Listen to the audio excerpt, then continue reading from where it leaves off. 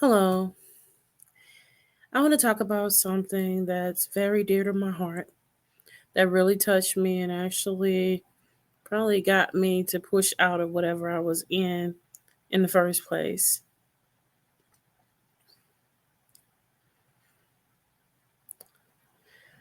I've been working within the education system for about 7 to 8 years now. Met many students. Some I remember, some I don't. Some remember me. I see that all the time when I'm out shopping or something and I run into them at their jobs or whatever. But October 24th, 2022, there was a shooting at Central Visual Performing Arts School in St. Louis. A teacher, along with a student, was killed, and other students being injured were to the point they had to jump out of the window to save their lives. I appreciate law enforcement's quick response in the matter, keeping potential casualties the numbers could have been much higher than losing two lives. But we would love to not have lost any, including the gunman who was already dealing with some mental illnesses. His mother had called the police days before to have the gun taken from him, but because of the gun laws in Missouri, she was really unsuccessful in getting it taken away and keeping it away. So therefore, she lost her son as well. Zooming in to the one student that lost her life. I haven't talked to many people since I returned home to Illinois late April of 2021. I was dealing with severe grief. My son in law had been killed in Savannah, Georgia in November of 2020. I continued to work and do advocacies despite that, but I was so broke and had not had a proper time to grieve, whatever proper time looked like. I didn't see Savannah the same anymore. So at that point, I was just ready to come home, re energize, reconnect, and maybe even claim that life that I once had back and not deal with any of all the bad stuff that I've been fighting in the world. I'm a big advocate for gun violence. I work with groups here in Illinois, started a round table where we tried to figure out ways to reduce gun violence. I can't say that I ever had anyone close to me, such as someone like a son, even though he was a son in law, but he was still my son, being killed with a gun, being stolen, and actually understanding what it feels like to have someone stolen from you from senseless gun violence. Returning home, I decided not to go into the school system that I know, East St. Louis, but instead I decided to go over to St. Louis. And that way, nobody really knows me. I can still continue to heal and get over it and all of that great things. And anyway, St. Louis is a much bigger city. Why not? So, one of my first main sub assignments was the summer of 2021. I was assigned to Coeur Lane Middle School as an English teacher. This was still in the middle of the pandemic where people were still not excited about returning to school to teach. And also, this was a lot of children's first time coming to school since the pandemic had begun. So that summer of 2021, I had the pleasure of having Alexandria Bell in my homeroom class. And I have to say, Alex was my favorite. She kept me smiling every day as me being the new teacher and the new face in the building. She knew that right off, and her response was great to me. I remember the first day of school, and I remember being given like a bottle of hand sanitizer, like a pack of hand wipes, and I think I may have been given a pack of pencils and 100 count pack of loose leaf paper. And I remember sitting there staring at the materials given because I really thought I was going to get like a whole lesson plan. Like, I guess Illinois schools had spoiled me, especially the Belleville area. And I remember like just kind of staring there, looking when I received the items. And I remember Alex looking at me, and she was just like, "Hmm." And I was just like, "What is this?" And she was like, "Welcome to Corley." And I'm just thinking, like, but how am I supposed to teach you guys? She said, "You're not. You're not supposed to teach us." I said, "What?" Anyway, she basically just told me to just kind of like, you know, just let them hang out and it'll be fine. And I said, "No, I came to teach." Again, I had been broken from losing my son in law, and it's just something about children that just brighten your day. And so I had some laughs that I hadn't enjoyed in a long time just from the little short conversation of her looking at me and what I was given to teach them with, and just like, okay. So then, as she's saying that I was still determined to try to figure out something to teach that would be appropriate for English, I started to look around the room and I started to go through things. And I stumbled up on the book To Kill a Mockingbird. Yeah. And I looked and I was like, "Alex," and there were other students, but I'm just going to talk about Alice because that's kind of like I'm remembering Alex. I want to just talk about Alex.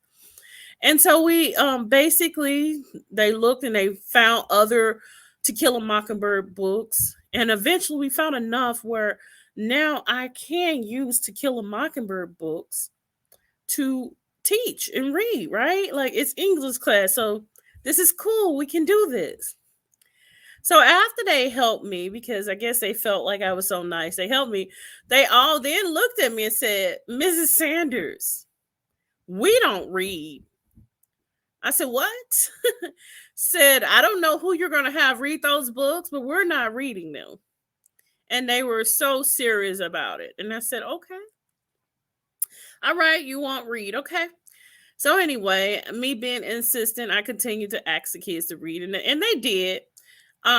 Overall, we decided to use an audio book reading where all they would have to do is follow along. And it turned out great.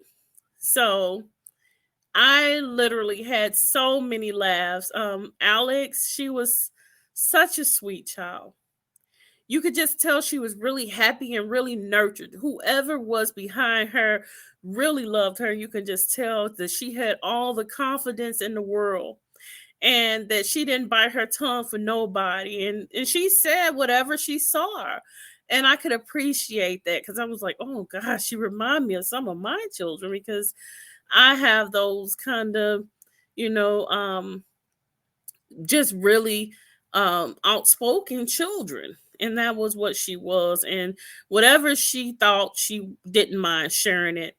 I remember a lot of times that we would be in the classroom and I would think she wasn't paying attention because Alex liked to keep her music in her ear. She liked the headphones and she would like, and I'm like, well, Alex, I need to make sure that you're still included in this class. So And so every once in a while I'll say something to her just to see if she was still with us or whatever the case may be. And she was listening, but she used that music, I guess, the headphones as a channeling, because I guess she had so much going on in her head. But overall, I still knew that she was still in tune and that she was still participating, and that was important. Um, because they were my homeroom, they had to eat lunch in the classroom with us. So no one was using the cafeteria for lunch. So when it came time for lunch, my homeroom would have to return. And there was this song that I played every day to welcome them back. And the song, I know probably a lot of people would know it. It's called Peanut Butter Jelly Time. And Alex would just, oh my God, be so embarrassed because they were eighth grade going into the ninth grade. They were still summer school. So they would have been going to Central VPA High School right after that summer. And they were all excited. We had conversations and talked about where different ones were going as it relates to high school and stuff like that. So they were excited to actually be going to high school. But I had to let them know, look, y'all, you know that you're not the top of the school, and so you're still freshmen. And we had the little freshman talks and all of that. But overall, I would like to play Peanut Butter Jelly Time and then continue to talk about Alex and some other things after that. So, in remembrance of Alex, she would come into the room, and it would be Peanut Butter Jelly Time. And I'm trying to share the screen now. So let me see if I can still remember to do this. Um, okay. Maybe not that. Hold on. I know how I still kind of remember how to do this. I think it's share the screen. And then I just need to click on wherever it's at. Okay. I think I have it. All right. So in the remembrance of Alex, Peanut Butter Jelly Time. It's peanut butter jelly time. Peanut butter jelly time. Peanut butter jelly time. Where you at? Where you at? Where you at? Where you at? There you go. There you go. There you go. There you go. Peanut butter jelly. Peanut butter jelly. Peanut butter jelly. Peanut butter jelly. Do the peanut butter jelly. Peanut butter jelly. Peanut butter jelly with a baseball bat. Peanut butter jelly. Peanut butter jelly. Peanut butter jelly with a baseball bat. Now where you at? Where you at? Where you at? And we would come in. There you go. There you go. There you go. There you go. And she was like, what are you doing? I'm like, I'm welcoming you guys in. And I would play it as long as I could. So the kids that were passing in the hallway would look and be like, oh my God, what's this man singing song? And Alex would just run into the room real quick as he could and just duck in. And she did this every day because I played it every day. So I believe deep inside, Alex loved the song, but she knew that she was getting older and she shouldn't be loving the song. But we had love.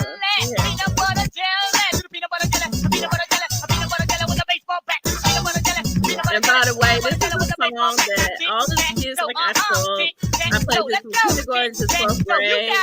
There were always different responses, but it did give kids an avenue to do something other than just school, where we would have some kind of jazz. Peanut butter jelly, peanut butter jelly, peanut butter jelly. Don't add it. Yeah, she was a love this song, whether she admit it or not.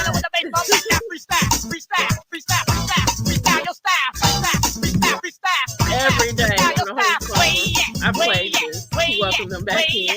There you go. There you go. All right, let me stop that. Stop sharing. Okay, so that was fun, but yeah, and we read the book To Kill a Mockingbird, and they really enjoyed it. We discussed things. I remember the last day, the last week, I remember coming in early, and so there was a lot of new words that they were introduced to through reading that book. And I remember taking those words, and there were amazingly in that classroom there were 4 chalkboards, and I spent time coming in early and writing all the words on the chalkboard, like all 4 of the chalkboards. I just filled the boards up with words, and I'll never forget Alex coming into the room, and she looking like, Miss Evans, what are you doing? what are you doing? Like, she went into a panic because she just couldn't figure out what I was going to have them do with all those words. It's like, okay, hold on, you tricked us. Like, what is this? This is look like a lot of stuff to do. And anyway, I had them pick so many words and define it, and and that kind of thing. And they were okay, but the fact that they had touched so many new words by reading that book was a lot for me, and I felt like the summer was achieved. And just had really great participation with all the students, and I really enjoyed it. And that was like the signature that made me want to really go ahead and work towards a certification. Again, it was the pandemic, was still scared of the shots. I'm not going to kid you. I am vaccinated now, but I wasn't then. And only reason I didn't stay in St. Louis public schools at that time was because they were mandating you to get the shot. And so anyway, I ended up going back to Illinois for a year. But long story short, I returned back to St. Louis because I was accepted into the St. Louis teachers residency, and everything was going great. Um, October 24th happened. We were preparing for our school field trip. Um, it got canceled that morning, swiftly, of course. And we found out the tragic news of what had happened. We were just kind of calm, just trying to get through. Eventually, parents, I guess, they learned about it and they started pulling kids out that day. Um, Again, we found out that a teacher had been killed as the news were coming in, and we found out that a student, some students had been injured. I went home that night and I looked, and the picture they were showing of Alex, just I hadn't put it together yet.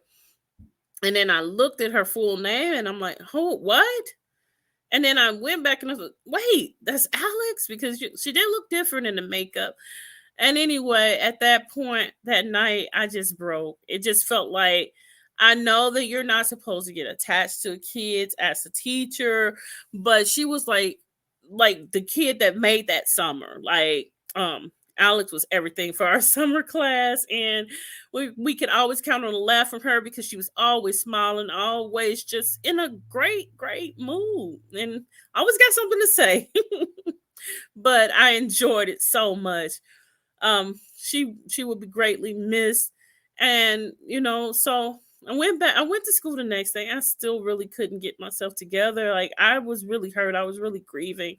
And it also just brought some revelations back to me, like, okay, you're a teacher, and that's good, but here you go, that gun violence that you gave up on, here it is right in the school. And then on top of it, I was working at Shaw VPA elementary school as fifth grade math teacher, and um which is a mile away from the actual school. And I didn't know that at the time because I'm not from St. Louis. But it actually, more information as it came, then I figured it out. I found it out. um Try to get through those weeks. It was just really heavy grief. I watched from afar her mom grieving, and I like her statuses, kind of followed her on Facebook, and just could internalize the hurt like anyone. Like, I just I was just grieving. Like, the community, the region has been grieving. Let's just say that. And Alex is greatly missed. And I just see a whole lot of things that you know um we can do for the future, to hopefully this never happens again, as this has been, I think, the first time it's ever happened in this region.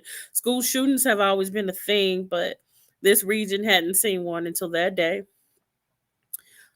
Especially school shooting. Now we see plenty of gun violence, outside of the school. So I really thought I was safe in the schools, but you're not safe anywhere. Um, I started talking to a friend about the red flag laws and just trying to understand why the red flag laws are not in place in Missouri. And then I found out, yep, Missouri, that state. but still saying like we can pick up and we can push for that. And I was really hoping to see people do that, and they did. They kind of rose up, and I did read something where they were talking about red flag laws, but I haven't really seen anything lately. Anyway, all of that to say, I still suffer from extreme grief. Weeks later, um, I was able to join some friends, some community organizations in honoring the police. Probably a little early in November, and that's when I realized how close the police station that had to respond to the school was to the school I was working in at the time. And I just kind of really just kind of like broke, really broke after that, to where I decided, okay, I need to take care of me first. I need to deal with this because the grief of losing my son-in-law I had not kind of dealt with, or kind of buried it into school and saying, okay, I found my fulfillment, and I don't need to fight for gun laws and gun sense anymore because I'm a teacher now. Yeah, here I am. And so, anyway, all of that didn't work, obviously, because it came to school. Um, really still grieving Alex. She will be truly missed. I was hoping to reconnect to her as a teacher before she graduated high school. I actually promised the children that I would find them again and reconnect. Um, so it's a lot, but just remembering Alex for who she was a really great kid. She just had so much life and so much promise in the future. And I do remember her never eating a school lunch and talking about how great her mom can cook, and that she's going to go eat whatever her mom cooked because she's not eating that food at all. And she was unapologetically serious about not eating the school food. And now me following her mom understands that her mom is a chef, and no wonder. And I think Alex told me that too. But overall, Missouri really do need to push for the red flag law. Still thinking about the young man Orlando Harris and his mom. I haven't heard much from her or about her. Obviously, she lost a child that day as well. We suffered losses throughout this region, and just understanding what kind of things can be in place where we can prevent that in the future. They talked about Alex and her running to someone after being shot and bleeding from her arm. I am a community emergency response team trainer, and I do understand that it's very important to be able to train people on stuff like triage, simple triage, to be able to save lives. That's kind of the training we do. So I don't know if it could have been possible, but had someone been able to stop the bleed until medical professionals could get there to see her, to save, could would that have saved the life? I don't know. I wasn't there. I haven't seen the reports. But so many things run through your head when these type of situations happen, and you can never be too prepared. You do the active shooting drills and all of that, and it doesn't become a reality until the reality happens. And obviously, it became a reality to a lot of the teacher, staff, and students that did have to encounter that for real that day. Um, and so I just wanted to just spend this time to just remember Alex, to let people know that she was a great, great child. Um, like I said, just great. I was really devastated. I'm still, recovering from it. I decided after this not to be a teacher anymore. But just go full fledged on my writing and speaking for a living, because that's what I've said I wanted to do for the longest time. At the same time, rejoin the fight for gun sense in America and be able to really start helping push legislation that needs to be in place to help prevent things like prevent things like this from happening in the future, where that gun could have legally been taken from Orlando when his mom made that call, and take it and kept away from him. But I am still working towards being able to help make America a better place. And I'm going to do it as much as I can, as much from whatever will and power that I have. We'll definitely start reconnecting with some of the gun violence reduction groups here in the Metro East. But I'm also going to reconnect with the groups that I have connections with in Savannah, particularly Savannah U City, who has been working towards intervention and prevention methods as it relates to gun violence and gun usage and all of that. But definitely getting ready to really try to make a difference legislatively, along with community awareness and everything else that makes sense to do.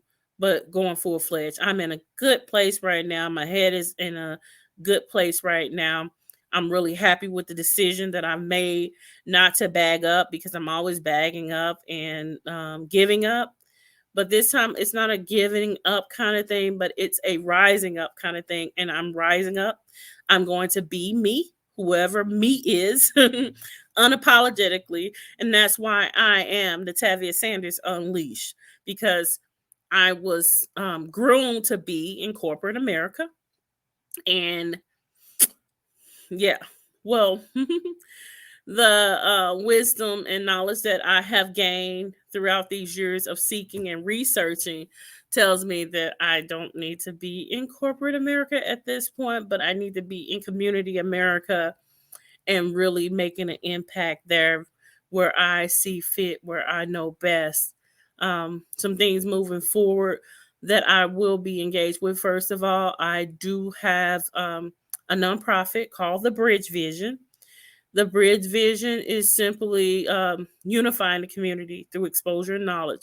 What I find a lot of times is being able to bring knowledge to people that they didn't have before actually empowers them. You don't have to do much else. If you can give them some verifiable knowledge, they can take it from there. And I've done it plenty of times with plenty of people individually.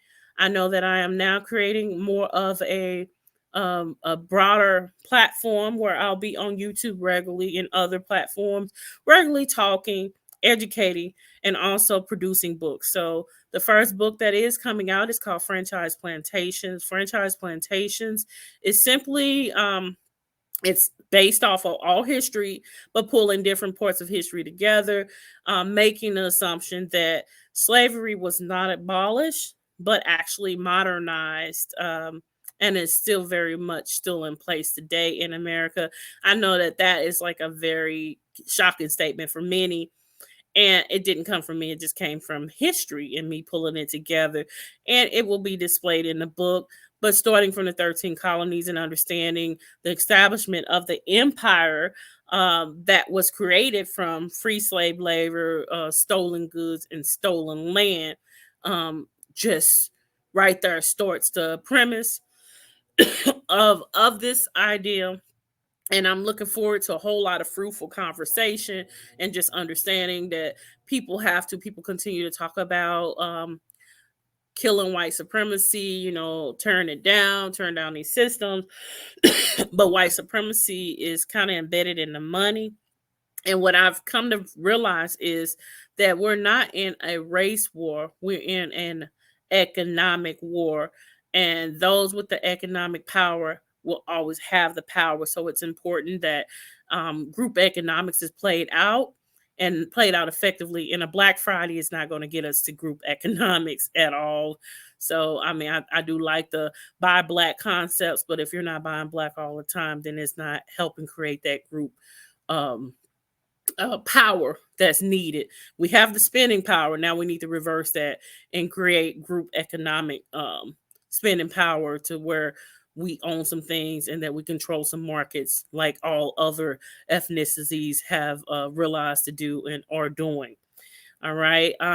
Anyway, remembering Alex, she was a great kid. And if I have my way, we're going to get some legislation passed in your name. All right.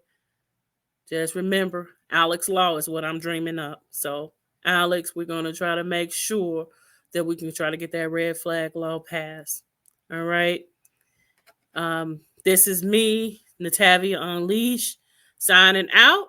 It's been my 30 minutes. Enjoy your day.